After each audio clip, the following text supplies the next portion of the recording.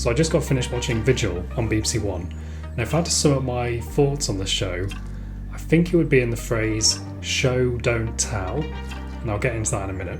So Vigil is a bit of a disappointment for me overall. Although it had really well executed scenes, it was sort of good drama, good concept, really interesting concept, good cast, can't fault the cast at all, did a spectacular performance.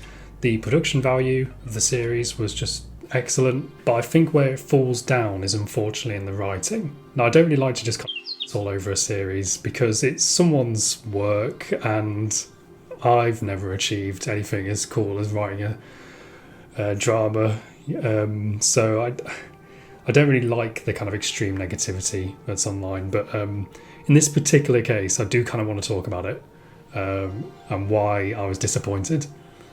Mainly because the first 2 episodes of this show I absolutely loved. I thought it was amazing. I thought it was like a brilliant mix of Dr. Foster, Line of Duty, and like a kind of Cold War film. And I was so excited to see where it went. And unfortunately just kind of fell at a few different hurdles. So having now watched the final episode, and it's now been revealed who killed Craig Burke and who was the Russian spy on board Vigil, it seems to me there was so much exposition and plot that was unnecessary. Considering what the solution was, the plot was so needlessly convoluted. There were so many different elements: the CIA, the protesters, the police, the Russians, the Navy, all of which boiled down to a simple Russian spy on the submarine who was killing people. If they'd simplified it down, then the actual execution of what they had there was brilliant. So if the writing was just simple and matched that, then they would have had a 10 out of 10 show in my opinion. So the problem I had was that I started getting completely lost in the plot, just completely confused as to what was happening, just forgetting all the plot strands, and I started thinking like, am I just like, do I have some attention deficit disorder, or am I just getting older and I just can't remember things very well? And I started thinking, I don't think it's my fault. I think it's the show's fault, and it's because all the exposition is done in telling, not showing. So if you're not aware, there's like a kind of general phrase that's used in screenwriting, which is show, don't tell. So for example, if you wanted to show that a character in a high school was a lonely character, you might want to have a shot where they're sat on their own and there's a big group of people all chatting behind them. An example of telling, not showing would be that character just saying to the screen, I don't have any friends, I just feel really lonely and I feel awful. But if you can find a way to show that, then it's much more satisfying. So my problem when it relates to Vigil is the fact that there's this whole other subplot of Port Havers, and all this stuff went down there. There was this drug test where a few of the members of the Vigil crew were found to have taken drugs, and the doctor kind of covered it up. And there was something else to do with a couple of workmen got killed in some kind of radioactive thing. But this is what I mean. The problem is none of that stuff stuck in my mind very easily because we weren't shown it. I've got no visual reference to link to those words that were said in the show. And it means that it goes in one ear and out the other for me. Like when it's within an episode of loads of other dialogue as well, loads of other backstory and plot, it's like, how do you expect me to remember that? Especially on a show which is going out week by week. So you've got a whole 7 days between that episode and the previous one, and I can't remember it. And you're not helping me remember it. If you'd shown me something really striking, like a shot of these workmen dying and suffocating from the radioactivity or whatever it was that happened, then that would sort of stick in my memory more. But the fact that a kind of character just kind of blandly explains it, it's not gonna be memorable. And what I don't understand about this is that like a lot of that could have been solved with just having some flashbacks to Port Havers, just showing us a bit of it. And it's weird because it's not like the show's against using flashbacks. They use tons for Amy, DCI Silver and her partner. They have loads of backstory for their relationship and flashbacks to it. So why not any for Port Havers? I think there's a slight chance this could be a COVID thing where they couldn't film it because of COVID, but I'm sure you could have found a way, just something, little snippets on board the submarine of what was happening there would have helped. But going back to the convoluted plot thing, all that Port Havers stuff was ultimately pointless. You know, the final 2 episodes was all about the Russian spy and trying to work out who that was.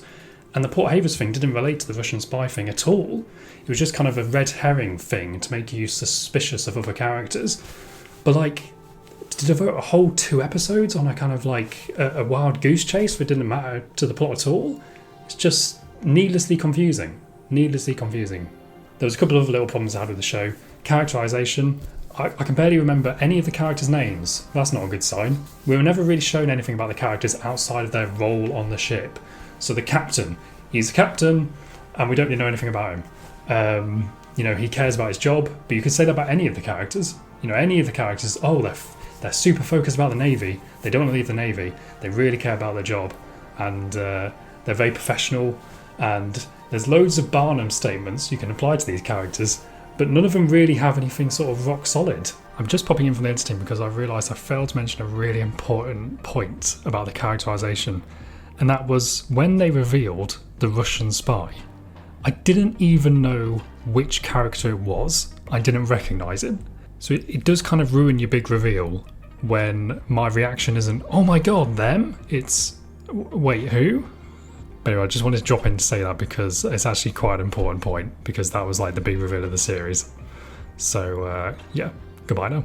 I think there's just like weird kind of like twists with the characters where there's that, I can't remember his name. The guy who's the second in command, who gets found to have knocked out Burke at the beginning.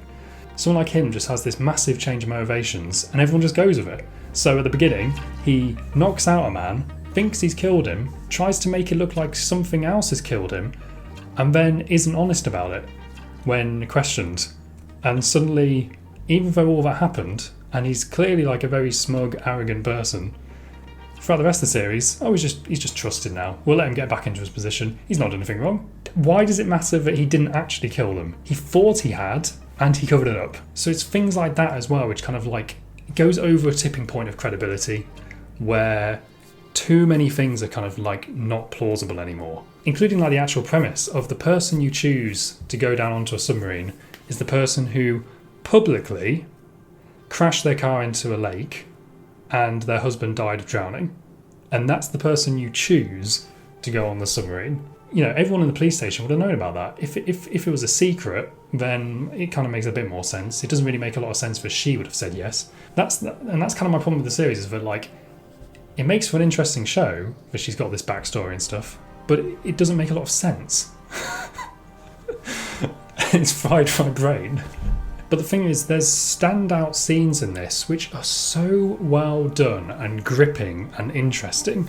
You know, I loved the scene with Patterson Joseph and Suranne Jones where he's explaining how we've always been at war, but also little dramatic scenes like when the Coxswain and DCI Silver have to wear those diving suits and go down into the ship where it's contaminated. It's really tense. I like the fact that they actually like don't feel the need to make it really fast. You know, they take their time with those scenes, which really amps up the tension. The final episode was just packed with lots of little good scenes, to be fair.